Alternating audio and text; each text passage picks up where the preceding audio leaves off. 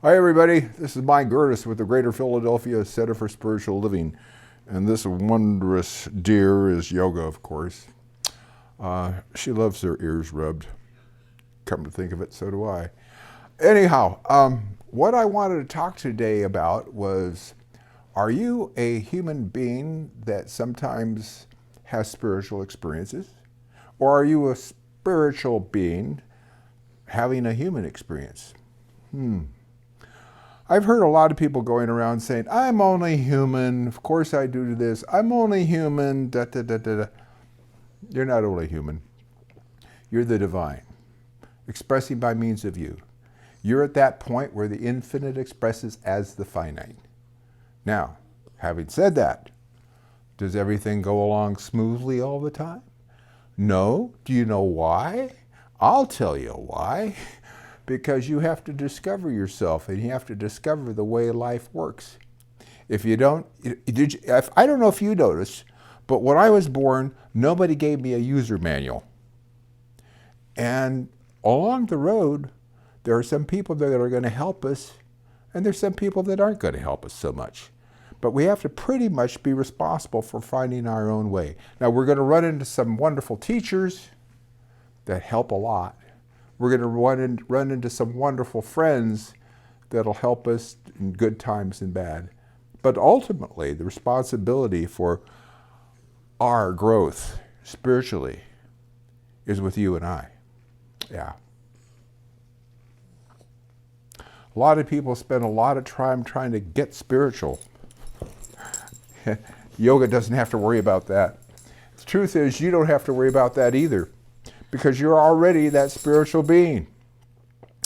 One of the things that I love about Sri Aurobindo, he said, is that in the Life Divine, is that all you have to do is open up to Spirit and it infuses you. Doesn't that feel good? Knowing that you don't have to climb the ladder of spirituality to be good enough for God. You just have to have your heart open for it to flow into your life. Life can be really good if we allow it to be. But don't forget, besides being the divine love that you and I are, that divine spirit expressing by means of us, we're also that divine law. The teaching is all is love, yet all is law. And if we're the individualization of that which God is, and we are, by the way, then since God is love and God is law, you and I are love and law. So when we think a thought, it tends to manifest in our experience. To the degree that we emotionalize it, dwell upon it, feel that feeling, repeat that thought. There's an adage that says, power flows towards and attracts that to which you give your attention. Dr. Carlton Whitehead told me that once. It's really true. If I'm focusing on something good, good's likely to happen. If I'm focusing on something horrible or troubling or something I'm going to worry about, I can feel good if it doesn't happen. But you're drawing whatever you think about into your experience. Because all thought is creative. It's just a degree, it's just a matter of degree. Now, if you're a spiritual being, and I'm a spiritual being, and we recognize that, what are we going to do about it? Well, we're going to take a look to see what you and I can do to create a heaven here on earth. What can you and I do to awaken our fellow man and womankind to the realization of their spiritual magnificence? What are we going to do to help reveal that heaven on earth? Lately, we've been shown some opportunities.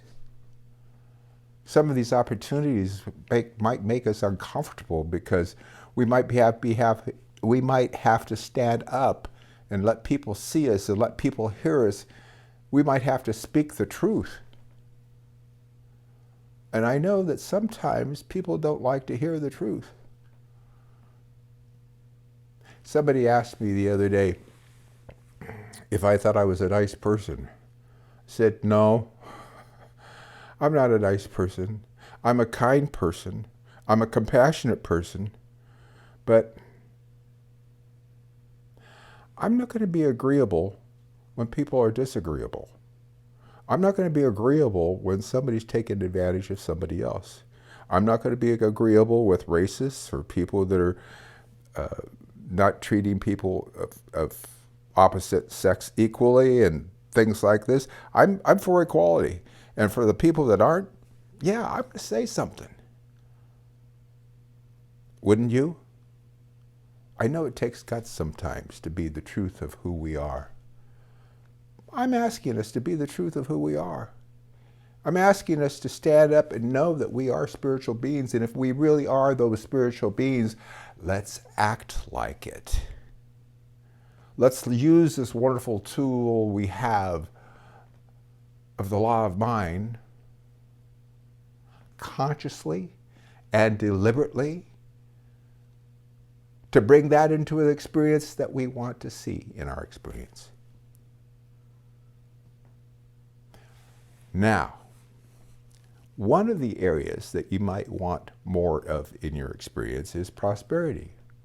Anybody out there? I'm going to tell you something that you're probably not going to believe. But on the other hand, maybe you will. And if you do, you'll find that it really works in your life. You see, we need to learn to trust God. We need to learn to trust the law.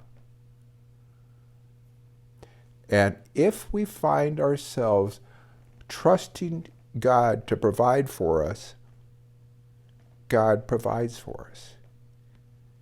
Now we're told that to demonstrate that and to focus on that is that we're to tithe. We're to make a conscious donation, rather scratch the donation. This is not charity. A conscious contribution to that from which we get our spiritual good.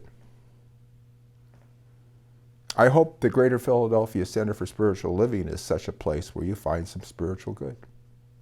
If so, check out our website, gpcslphilly.org, and you'll find that there's opportunities to make a donation.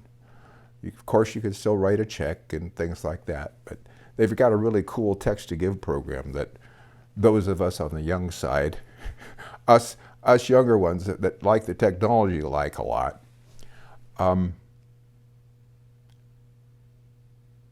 because when we give, it demonstrates what we really believe. It's said, I believe it was Earl Nightingale that said, what the mind can believe and conceive, what the mind can conceive and believe, it can achieve. Well, if you can conceive your abundance, can you believe it? And if you can believe it and you can trust in the law, you're going to be a conscious giver. Well, that's about all for today. I do want to say that you're going to have the opportunity to hear Dr. Maxine tomorrow. And I want you to check out the website about classes and things that are going on at the center. There's some wonderful community type events that are happening right now. And something I'm excited about is the Science of Mind book study we're going to be doing. This is going to be starting on Saturday, September the 20th at 10 a.m. Eastern Time. So those of you that are on the West Coast, it's 7 a.m. in the morning.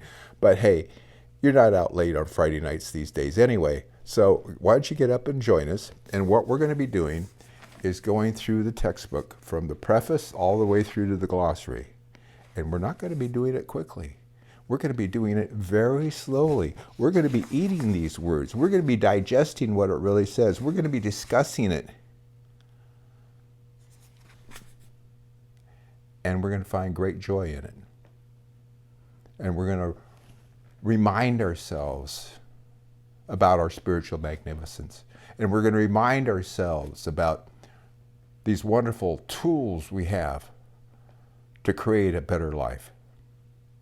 Well, folks, thanks again for coming. And oh, don't forget, Sunday morning, 10:30 live stream with Dr. Maxine. Thanks for tuning in. Bye-bye.